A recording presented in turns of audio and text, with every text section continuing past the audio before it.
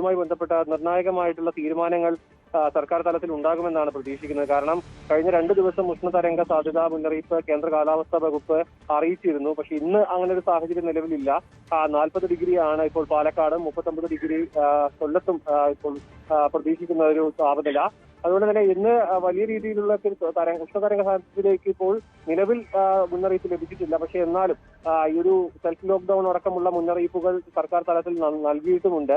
ചൂട് തുടർന്ന് തന്നെ നിൽക്കും. ചെറിയ രീതിയിലൊരു വേനൽ മഴയുടെ സാധ്യത തിരുവനന്തപുരം അടക്കമുള്ള ജില്ലകളിൽ ഒറ്റപ്പെട്ട സ്ഥലങ്ങളിൽ ഈ ഒരു വേനൽ മഴയുടെ ഒരു സാധ്യത നിലനിൽക്കുന്നുമുണ്ട്.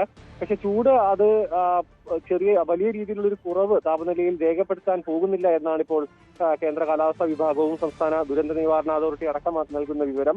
കാരണം ഇതുമായി ബന്ധപ്പെട്ട് ചൂട് മെയ് ആദ്യവാരം വരെ കൂടി നിൽക്കും. പിന്നീട് ചെറിയ രീതിയിലുള്ള വേനൽ മഴയ്ക്കുള്ള ഒരു സാധ്യതയുണ്ട്. പിന്നീടായിരിക്കും ഈ ഒരു ചൂട് കുറഞ്ഞു നിൽക്കുക എന്നായിരുന്നു തുടക്കം മുതൽ തന്നെ ലഭിച്ച മുന്നറിയിപ്പ്. അത് സ്ഥിരീകരിച്ചുകൊണ്ടുള്ള രീതിയിലാണ് ഇപ്പോൾ പ്രതിദിന റിപ്പോർട്ടുകൾ പുറത്തേക്ക് വരുന്നത്. ഇന്ന് ചേരുന്ന യോഗത്തിൽ ഇതുമായി ബന്ധപ്പെട്ട്, കാരണം കഴിഞ്ഞ ദിവസവും സൂര്യാഘാതത്തിന്റെ കേസുകൾ റിപ്പോർട്ട് ചെയ്തിരുന്നു, മരണമടക്കം കണ്ണൂരിൽ റിപ്പോർട്ട് ചെയ്തിരുന്നു.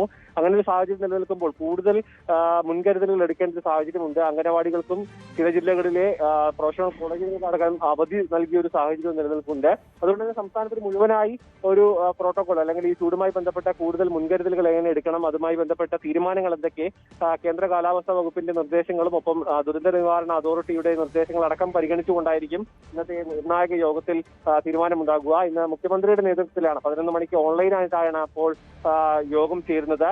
അതിനായാലും ഈ യോഗത്തിന്റെ പിന്നാലെ ഇതുമായി ബന്ധപ്പെട്ട കൂടുതൽ വിശദീകരണം അല്ലെങ്കിൽ കൂടുതൽ നിർദ്ദേശങ്ങൾ സർക്കാർ തലത്തിൽ ഉണ്ടാകും. അതിനൊപ്പം തന്നെ മുൻപ് നൽകിയിട്ടുള്ള നിർദ്ദേശങ്ങൾ അങ്ങനെ തന്നെ തുടരണമെന്നാണ് ഇപ്പോൾ ദുരന്ത നിവാരണ അതോറിറ്റി അടക്കം നൽകുന്നത്. കാരണം 11 മണി മുതൽ 3 മണി വരെയുള്ള കഠിനമായ വെയില് നേരിട്ട് ഏൽക്കുന്നത് പരമാവധി ഒഴിവാക്കാനും ഒപ്പം നിർജ്ജലീകരണം അടക്കം ഒഴിവാക്കാനും കുട്ടികളെ പുറത്തേക്ക് അധികം വിടാതിരിക്കാനും ഒപ്പം നമ്മൾ കഴിഞ്ഞ ദിവസം റിപ്പോർട്ട് ചെയ്ത പോലെയുള്ള ഇഴജന്തുക്കളുടെ ശല്യം അത് വലിയ രീതിയിൽ വർദ്ധിച്ചിട്ടുണ്ട്.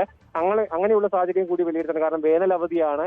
അങ്ങനെയും ആ രീതിയിലുള്ള പ്രശ്നങ്ങളും ഒപ്പം പ്രായാധിക്യമുള്ളവരെ അടക്കം സൂര്യാഘാതത്തിനടക്കം സംരക്ഷിച്ചുകൊണ്ടുള്ള രീതികളെല്ലാം പിന്തുടരണമെന്നാണ് ഇപ്പോൾ കേന്ദ്ര കാലാവസ്ഥാ വകുപ്പും ഒപ്പം സംസ്ഥാന സർക്കാർ നൽകുന്ന നിർദ്ദേശങ്ങൾ.